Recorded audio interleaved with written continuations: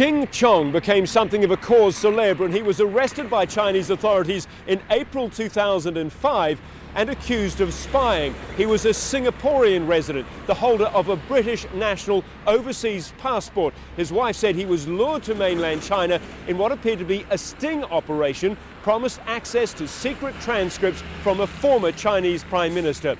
His trial lasted less than a day. Chinese authorities claimed that he had confessed to spying for a foreign intelligence agency, confessed also to receiving a large fee for doing so.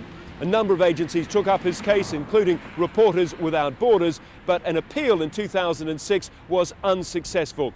Ching Chong was released from jail here a few hours ago. He immediately boarded a train to Hong Kong. Chinese authorities have styled this release as a gesture timed for the Chinese New Year celebrations.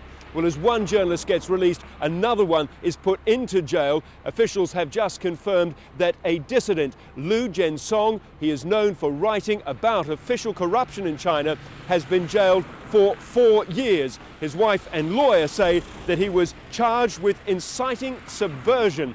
That is a charge that is frequently used by Chinese authorities, say analysts, against those who are critics of the central government. Hugh Rimmington, CNN, Guangdong, China.